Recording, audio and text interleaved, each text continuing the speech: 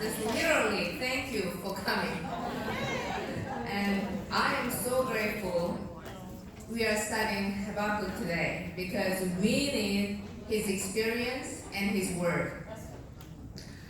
So Habakkuk is an unusual prophetic book because nobody knows who Habakkuk is. He just appears and delivers his brief message in 3 chapters and then he disappears. So unlike other prophets who declare God's message to people, Habakkuk is the only Old Testament book consisting entirely of dialogue between God and a human. So Habakkuk records his own experience, just like Jonah. So Jonah gives the account of his failure to sympathize with God, but Habakkuk gives the account of his failure to understand God. So Jonah deals with a problem posed by Nineveh, and Habakkuk deals with a problem posed by Babylon. The reason I like Habakkuk so much is that he's so approachable. He's just like us. So he looks around the society and he recognized all the problems. And he saw the proud prospering, and he saw the righteous who are trusting in God oppressed, threatened, and persecuted. And he saw the proud Babylonian who did not acknowledge God but gained more and more power. And he also saw this political corruption and moral decay and spiritual apostasy and social conflict and legal injustice and physical violence and questioning God. What the, sound familiar? So just like us. But not just Habakkuk, but through all the prophets study, I feel like they are just talking about our current situation. It's so similar. So this is a good thing that this is why the Bible is so relatable. But the bad thing is that we haven't learned the lesson yet. All this happened thousands of years ago, but we still have to deal with the same issues. So when are we going to learn the lesson? Hopefully today. Yay! So last week we saw Habakkuk ask God questions and offer his complaint. So how long do I have to cry out for help? Are you listening? And are you going to straighten out the injustice of the world? You are doing nothing. That's his question to God. God answered, I'm working on it. I used Babylon to discipline Judah. And Habakkuk said, are you kidding me? They are worse than us. So how many times we pray like that? It's good that he brings his complaint to God, not other human beings, which is worse and useless. And sometimes it turns into a gossip. We all have been there, right? But the bad thing about those kind of questions is that they imply, I know better than you. So we complain God doesn't answer our prayer. And then when we got answer, we complain that that's not the answer I want, right? So we say, you have to give me this kind of answer at this time because that is best for me. That is our typical attitude. So chapter 1 is talking about this kind of attitude, and chapter 2 is God's vision. So his doubt and burden could have led him many places, like becoming bitter or losing faith. But chapter 3 has a totally different tune, which is Song of Habakkuk. His complaint and doubt transform into a song of prayer, praise, and joy. So how did that happen? Did he just take a pill of faith or something?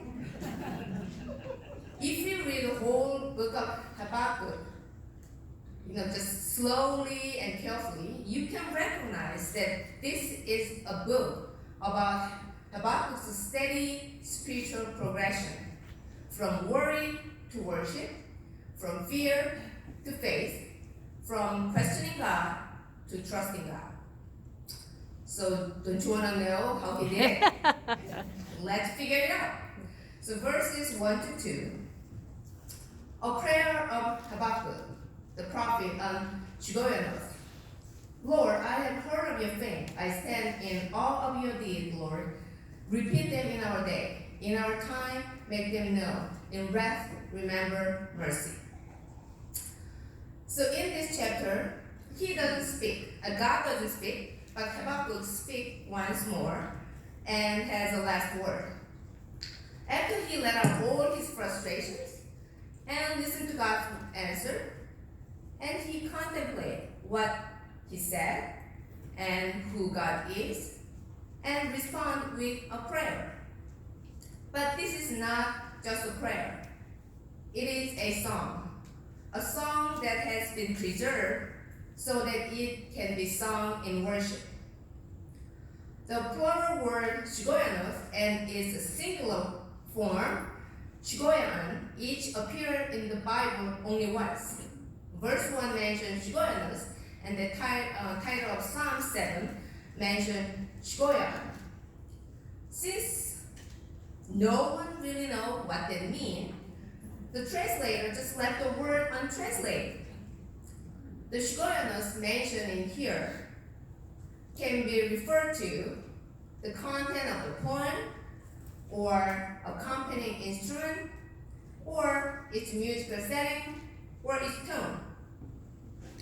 We can see at the verse 19, last verse, that he mentioned that this should be given to the chief singer on my string instrument. So most commentators think the word Shigoyanos carry the idea of strong emotions or erratic wandering. As best we can tell, in Habakkuk chapter 3 and Psalm chapter 7 was to be accompanied by music that fit the theme. So in verse 2, the song opened with a confessed fear and 3 requests. He expressed fear when he heard of what God intended to do. But his fear is not fear of destruction, but godly reverence, which inspires confidence and concerning the sovereignty of God and the recognition of his power.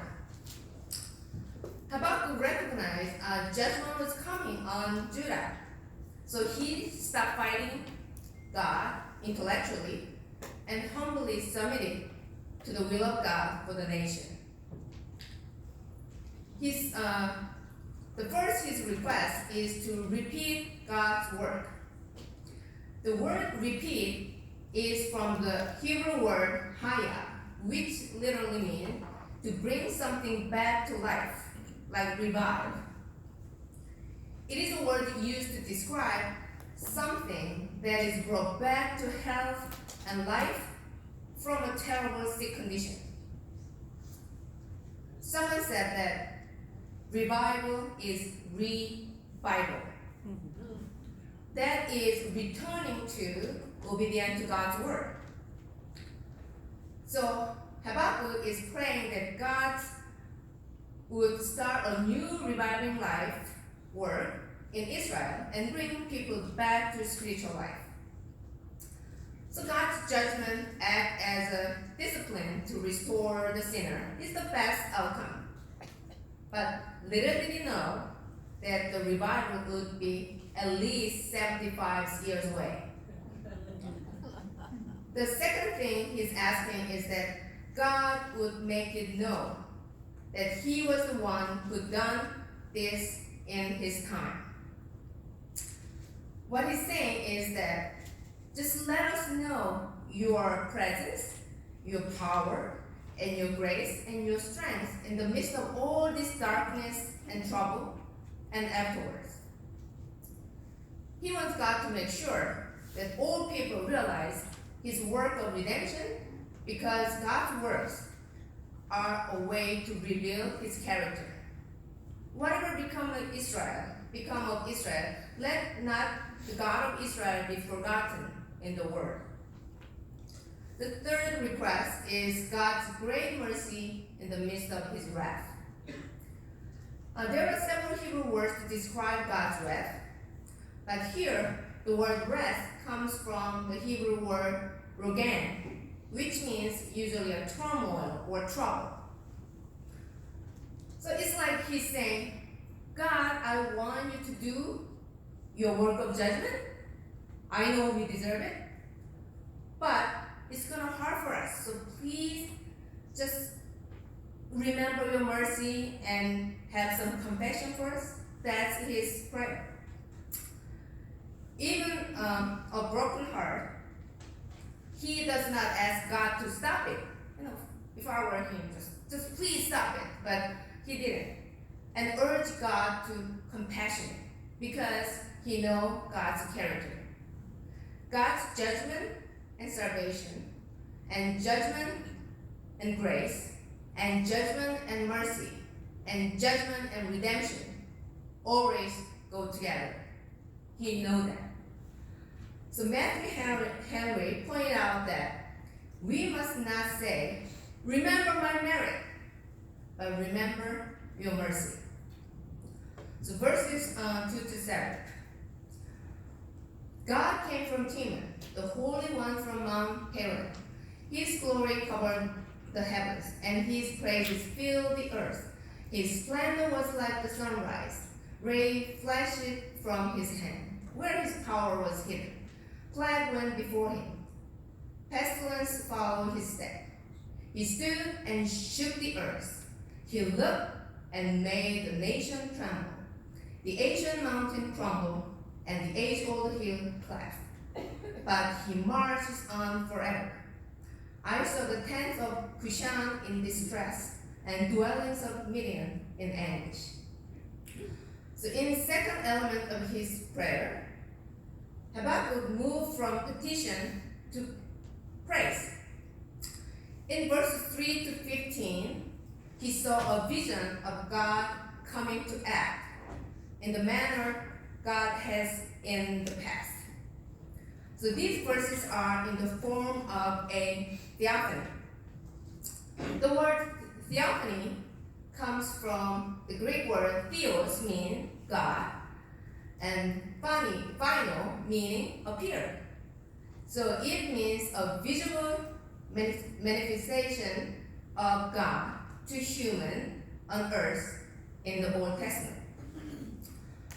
Old Testament theophanies could be dreams, visions, or angels' vision.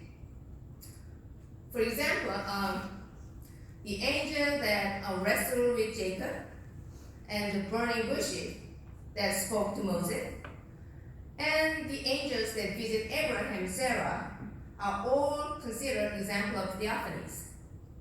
In chapter 3, God appears as a personified warrior in nature.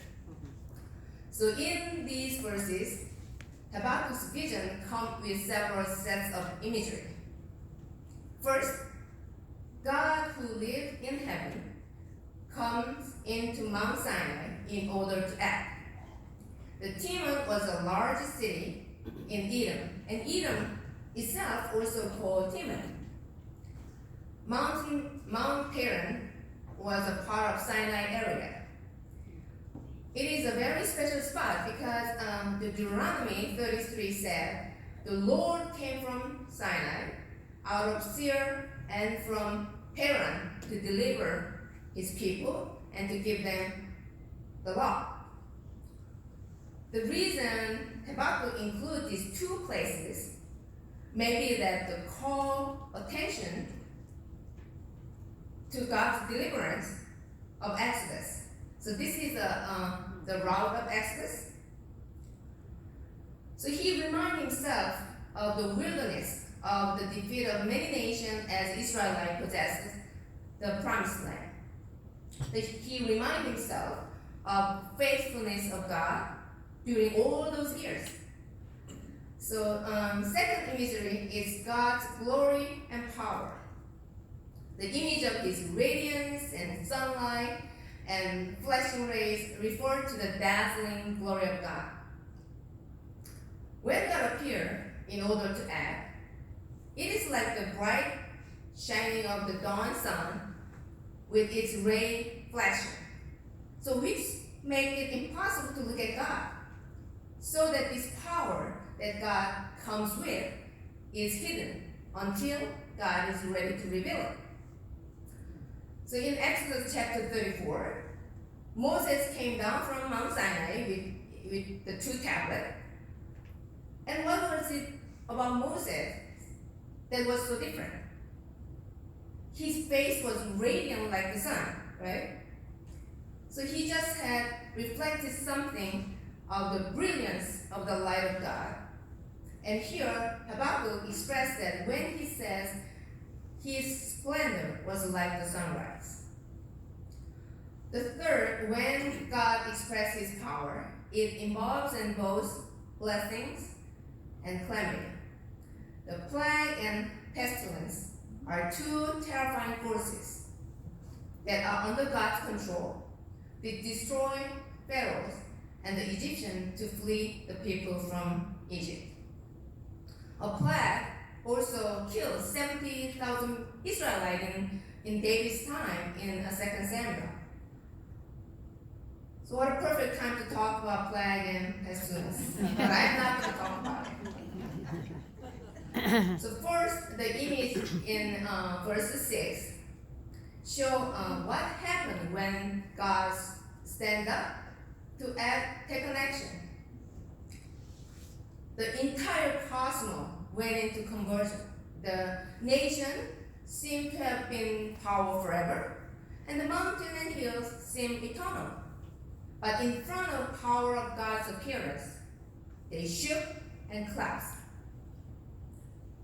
Though one irony in verse 6 is that God's immobile creation, such as earth and nation and mountains and hill, seem to be more responsive to his coming and presence than human beings. Sadly, we often do not realize the presence of God, nor the power of God. And he said, he marches on forever. Eugene Peterson translates this as the paths God takes are older than the oldest mountains and hills. So which means his ways are forever the same because he is the forever the same. Indeed, his very name is El Olam, which means the everlasting God. And someone said there are two things in the world never change. We, human beings, and God. Sad but true. Have you ever tried to change your husband? You know. But why is this mentioned in this context? His point is that even though the Babylonian invasion will occur as God promised, he will provide second exodus for his people, not from Egypt, but from Babylon. Because his ways are everlasting, Habakkuk is confident that God will deliver his people from Babylon, and just like God did in the past. After the darkness of captivity, God would be the sunrise of freedom and hope. This is why it is so important for us to remember what God has done for us in the past. We have to remember when God blessed us, what he accomplished for us, how he provided for us, and how he brought us out of the darkest time of our lives. When we were drowning in our dire circumstances, he did pull us out of there. That is why we are still here right now, right? Otherwise, we would be long gone. But sometimes we all suffer a senior moment and forget what God has done for us in the past. So I saw an article about 6 ways to fight spiritual amnesia. which was written by Pastor Ben Riak. First, think. Think about what your events of defining moment are, and when God answered His power in your life, and when He answered your prayer or fulfilled a promise. In Psalm 77:12 said, I will ponder all your work and meditate on your mighty deed. Second, thank. Have a grateful heart for what He has done. Psalm 91 said, I will give thanks to the Lord with my whole heart, and I will recount all of your wonderful deeds. Third, tell. Share your experience of God with others, like family and friends and children. Joshua 4:21-20 say, when your children ask their fathers in times to come, what do these stones mean?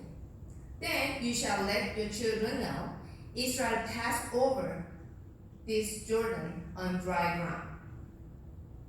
Fourth, tradition. As you think about holiday and birthday tradition, and consider how you can incorporate ways of telling the stories of God's faithfulness. Transcribe.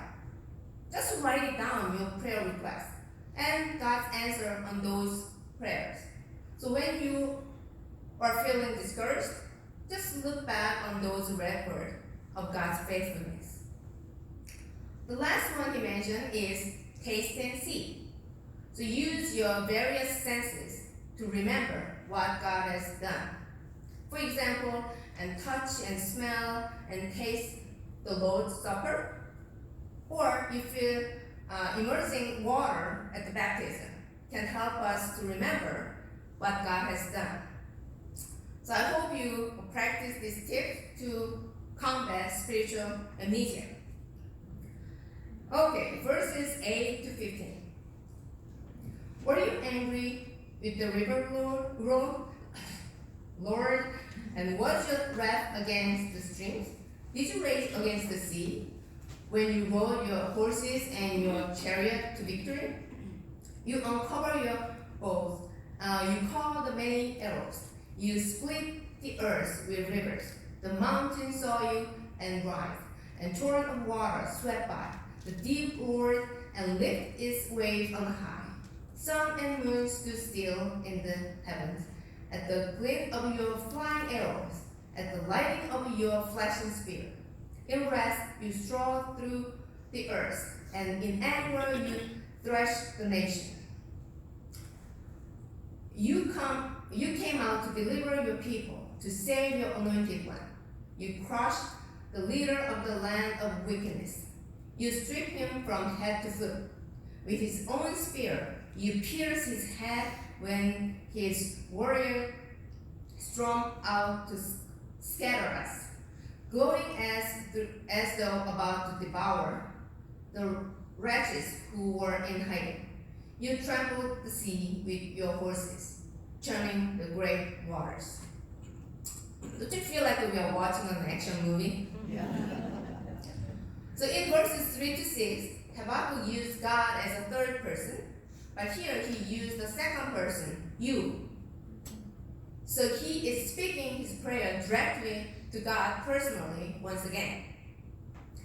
Verses 8-15 is a victory song which describes God's miraculous act of conquest and victory. A.J. Hauser proposed 5 key motifs that the early Hebrew victory song have in common. First, Yahweh as the divine hero who comes to Israel's deliverance. Second motive is a description of Yahweh together with action-packed scene of God's victory. Third, the use of water imagery. Fourth, mocking of enemy. And fifth, defeat of the enemy described in terms of his fall. So all 5 occurs in these verses. Can you find it? So Yahweh first point Yahweh as a divine hero in verse 8 to 13. And action-packed singing is 8 to 15, whole verses. And the water imagery is 8 to 10 to verse 15. And the mocking of the enemy is verse 14. And the defeat of enemy is 13b to 14. So another imagery we have here is God's victory over rivers, stream, and sea. Habakkuk affirmed that God was not angry with rivers and sea. As here, rivers refer to Nile and Jordan River, and sea means Red Sea. So God is not angry at rivers and sea. Then what is he angry at? His anger is directed toward the wickedness of the nations. Exodus is a recurrent theme in chapter 3, so the rivers and sea imagery may well refer to it. A couple years ago, I found the perfect definition of God's wrath. I think I told you when we studied Matthew. Dale Bruner said, "The wrath of God is not the irritability of God. It is the love of God in friction with injustice. It is the warm, steady, patient, but absolutely fair grace of God in collision with manifest selfishness. Where grace manifests itself, wrath is also shown to the ungrateful. God's wrath does not contradict God's love. It proves it. Love that pampers injustice is not lovable." So God's anger is not like our anger. God's wrath is never petty or inappropriate, but it is always perfectly righteous. So at first, this vision is all about God bringing calamity, but it is about God's deliverance of people from oppression. We know that when Israel escaped from slavery in Egypt, the Egyptians got on their horses and chariots to chase after Israel. Habakkuk now realized that it wasn't the Egyptian riding those horses, and it wasn't the Egyptian riding the chariot. God was behind every bit of it. They rode the horses and chariot into the middle of the Red Sea. God was in the process of saving his people, and he caused the Egyptians to ride out in the middle of the Red Sea so he could destroy them and save his own. As the Lord of the waters and commander of the armies, he is glowing with light and marching through the earth to do his redemptive work, and nothing can stop against it. Then, what are the main purposes in God's action in these verses? To thresh the nation and deliver his people, to save his anointed, and to strike the evil leader. In verse 13, your anointed one is suddenly introduced. So to whom does it refer? It has been taken as referring to Israel's Davidic king. If the reference is mainly historical and has in view the era of Exodus and wilderness wandering, is in chapter 3, the term must be Moses. But the Persian king Cyrus had been designated and called by Isaiah God's anointed. And Eugene Peterson, the message interpreted verse as, you were out to save your people, to save your specially chosen people. So anointing is always a sign of God's choosing. When king was chosen, he was anointed. When a priest was chosen, he was anointed. The chosen nation of Israel was considered God's anointed people. And we believers, who has the Holy Spirit within us, are anointed. So Jesus was anointed to be the Savior of the world. Therefore, in this passage, the salvation of the anointed refers to the Jewish people in captivity.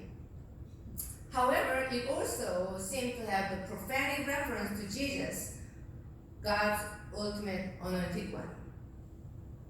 Since Jesus would come through the nation of Israel, a remnant must be saved to continue God's eternal plan. So finally, the anointed one, Jesus, would come again in judgment on the nation. So last week, we saw that Habakkuk was questioning God and complained that he wasn't doing anything about the corruption and the evil. Now he has come to realize that God is doing plenty.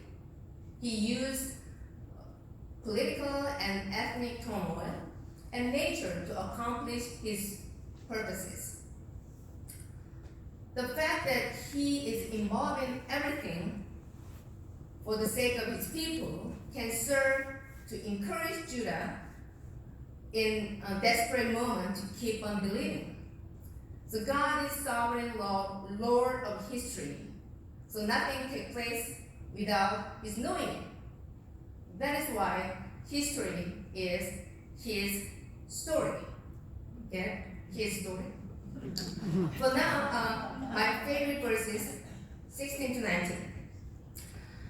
I heard my heart pounded, my lips quivered at the sound. Decay crept into my bones, and my legs trembled.